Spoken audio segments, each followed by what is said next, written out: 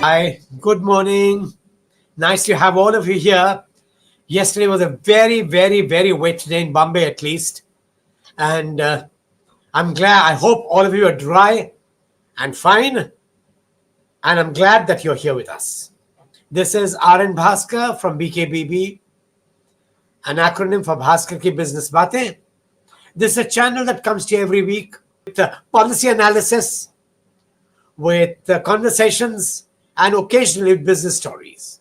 But right now, at 8:50 in the morning, we do news behind the news. And this time, we have four stories, and our four co-anchors are, you can see the name, you can see them. First is Husaina. Welcome. Janvi. Welcome. Muskan. Welcome again. And Aparna. Welcome, last but not the least. And together, they're going to discuss the following four stories, all of which are very important. The first story is Panchayats become rich through taxes and fees. Then you have a story on government bans online gambling for cash. And the third one is GST announcements could actually galvanize consumption, but states fear losses. And the last one is unfortunate or true, more Indians surrender their citizenship and the passports. Let's take the first story first. And the first story is Husaina. Husaina, come in, please. Yes, sir. So Panchayat grows rich. I'm focusing a lot on this headline because it highlights a striking trend. Certain Gram Panchayats in India are generating significant revenues and some even exceeding rupees 10 crore annually. Now, their source of revenue through which they are generating this revenue is their own source of revenue, which is OSR, such as property taxes, water charges, trade licenses, market fees, and building permits. Now, this is in sharp contrast to the national average, which is just rupees 2.3 lakh per year in OSR for most Gram Panchayats. And the question arises is why are these particular panchayats growing so rich and with such widespread speed? So, what sets these high revenue panchayats apart is one common factor: proximity to urban hubs. Panchayats in states like Maharashtra and Karnataka, located near cities like Pune, Bangalore, and Nasik, are capitalizing on the economic spillover from these metros. For instance, Neraluru, which is near Bangalore, tops the list with rupees 19.5 crore in OSR. Ranjangaon near Pune follows closely with rupees 17.5 crore. Others like Pimpalgaon, Uruli, Kanchan, etc., have also crossed the rupees 10 crore mark. So, in total, 6 of the 8 richest panchayats are located in Maharashtra and 2 in Karnataka. This model, in many ways, reflects a very strong decentralization approach. It allows panchayats to function more independently and reduce reliance on state or central grants. Such financial autonomy not only strengthens local governance but also boosts rural development outcomes. Now, while this is undoubtedly a positive thing, but one thing is critical that we can't ignore the structural inequality this exposes. Most Indian villages lack the economic ecosystem or administrative bandwidth to pull this off. And if we don't intervene, we risk deepening rural inequality, creating a tired system where some villages thrive while others stagnate. So, the real question, sir, is can we build a framework to help other panchayats identify and optimize their own local revenue streams without depending on urban proximity? Absolutely, Husaina. It's a great story because panchayats are learning from cities how to make money. But the inequalities remain. What does a panchayat do which neither has a temple, nor a pilgrim spot, nor a picnic spot, nor a hill station? They can't make money, and they don't know if access through the village is also not required, then you have a problem. I remember if you go to Goa, then Savantwadi is the toll collection there by the locals. To go through Savantwadi, you have to pay a toll and they collect money. What do the remaining villages do? Each state government has to work out an equilibrium step. The panchayats that don't get money, it has to give them money from the state coffers. If you don't do that, they will languish. And the ones which are near the city or on the route to other cities can make a lot of money. And yes, thank you very much. It's a great story, lovely. And let's take the next story. And the next story by Janvi on the government bans online gambling for cash. So the Ministry of Electronics and IT has drafted a bill titled "Promotion and Regulation of Online Gaming Bill," which has already received the cabinet's approval. So this bill aims at putting a ban on all those online gaming platforms that involve transaction of real money. So, according to the online gaming bill, any individual who offers these online money gaming platforms could face up to 3 years of imprisonment or a fine up to 1 crore rupees or both. So, apps like Dream 11 or My 11 Circle, Rummy Circle, Poker Bazi, Mobile Premier League are among the platforms that would take a hit and that would be affected by this move. Now, a lot of these are essentially gambling apps that are disguised as gaming apps. And all the glorious cricketers and influencers who promote these and who are the face of these ads also doesn't particularly help the case. But now, also people promoting these apps and advertising online money gaming will also they could get up to 2 years in jail or fine of up to 50 lakh rupees.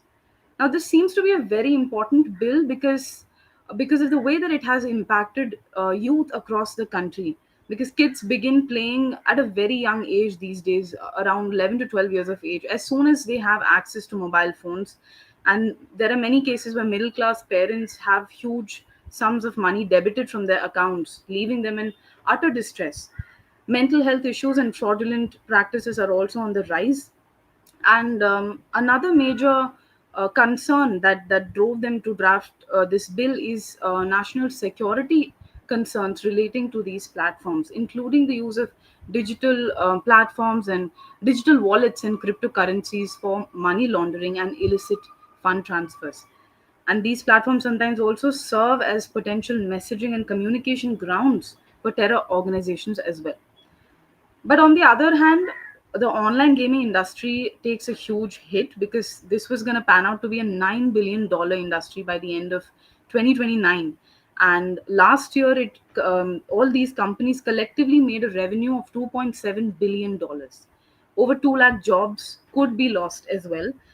And some industry voices argue that while 45 crore gamers currently engage with regulated platforms that have checks and balances, this bill might push them to offshore websites, which are beyond the ambit of the Indian law, and that it furthermore increases the risks of addiction and fraudulent practices as well. So, yes, sir, what's your take on that? It's a bill that is needed, but it cannot work in isolation, as you rightly point out. If I go overseas, you can still access my website, unless, of course, you bring in IP controls, which brings in censorship, which brings in other issues of privacy. But there is another issue which the government is not addressing. The government itself promotes gambling through its lottery schemes. Of course, it's not online gambling. Nonetheless, the government promotes gambling. Its housing schemes are all given by lottery. I mean, why does the government itself promote lotteries? Gambling is gambling. Just block it completely, online or offline. But thank you, very important story. And now we go to the third story. And the third story is the Muskan GST amendments and how they could galvanize consumption, and the other side of the story also. We'll be looking at the SNB global reports, which suggest that the Indian government's plan to rationalize the GST tax could significantly boost the country's long-term revenue. So the current GST system is quite complex. This system can be confusing for businesses and consumers as well. So the GST system right now has four main tax slabs: 5, 12, 18, and 28. This new proposal, famously known as the GST 2.0, aims to simplify this by reducing the number of main tax rates to just two. The idea is to move 99% of the goods currently taxed at 12% down to a new 5% slab, and 90% items from the 28% slab to the 18% slab. Now, this idea of rationalization is to simplify the structure. SNP believes that though this change might initially lower the effective tax rate, the benefits of a simpler system would outweigh any short-term losses. With a two-slab system implementation would be easier, and there would be fewer disputes over how to classify different goods. This in turn could reduce tax evasion and improve overall compliance, ultimately leading to higher fiscal revenues in the long run. Now, however, a separate report from the State Bank of India offers a completely different perspective. It suggests that this could initially lead to a significant revenue loss. The SBI report estimates this loss could be around 85,000 crore annually. While GST on essential items like food might decrease, taxes on other goods and services could rise to compensate. This is a common balancing act in tax reforms. This shows that while simplifying the GST is a popular idea, it comes with a lot of debate and potential short term challenges. So ultimately, the government will need to weigh the long term benefits against any immediate financial impacts as they move forward with these reforms. So, what do you think about this, sir? Muskan, thank you very much. GST, the amendments could actually galvanize consumption, could make things easier for many people, especially for consumers. But a lot depends on how the states react. Many states, at least 9 states, have said they're going to make losses. Unless the government works out a scheme to reimburse those losses like it did initially, you will have them on the warpath. And the government needs to address these concerns very quickly, either with answers or with some cashback. Let's see. But thank you. It's a good story, an important story. Lovely. And so that takes us to the third story, and that is the next story, which is about more Indians surrendering their citizenship. Aparna, could we have you? Yes, sir. Sir, so between 2019 and 2024, more than a million Indians gave up their citizenship, and the numbers tell quite an interesting story. Think about this. In 2019, around 1.44 lakh people gave up their Indian passports, but then came 2020, the year of the pandemic, travel restrictions, uncertainty, closed borders, and suddenly that number dropped to just about 85,000. Doesn't that dip make sense, given how the world came to a standstill? But here's where it gets striking. In 2021, as the world began to open up, the figure nearly doubled to over 1.63 lakh. And just a year later, in 2022, India saw the highest ever number, more than 2.25 lakh citizens renouncing their passports. That's like an entire small city choosing to move abroad in a single year. The momentum didn't stop there either. Like in 2023, over 2.16 lakh people followed the same path, and 2024, another 2.6 lakh did the same. Yes, the number did slightly dip after the 2022 peak, but still stayed well above the 2 lakh mark. Now, the big question, why are so many Indians giving up their citizenship? Like experts point to better job opportunities, world class universities, quality healthcare, and of course, the appeal of stronger passport that make travel easier.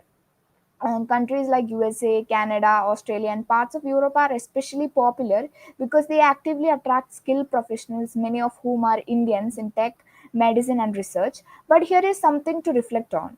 India is one of the fastest growing economies in the world, so why people are still leaving? Analysts suggest that while growth is strong, challenges are like bureaucratic hurdles, lack of infrastructure in some areas, and the dream of global exposure continue to push people away. The question is, will India be um, able to create enough opportunities and lifestyles that convinces its citizens to stay, or will the trend of renouncing citizenship continue to climb?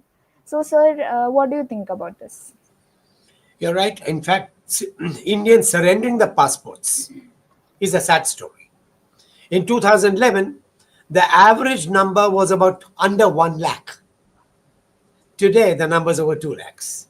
Yes. At a time when India is bouncing back, or at least it's claimed to be bouncing back, it is that the government claims it is bouncing back.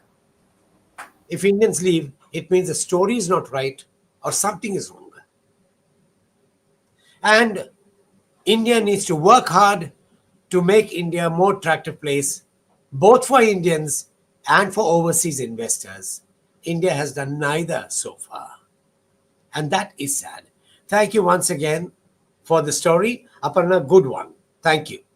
And that takes me to the end of the session. We are a bit tight on time, so I will just take one question. But before taking the question, my usual reminder, please click the subscribe button if you're not a subscriber already. Click the like button. It helps us immensely. But most of all, please tell all your friends about us. It helps us grow faster. And so let me take that question. The one question that's come in: if the government's really concerned about GST, why? If the government is really concerned about gaming destruction, why did it charge GST? Because there's no law to ban them. That is why the only thing government could do was to put GST on it. But now that this is banned, the government's willing to give up GST.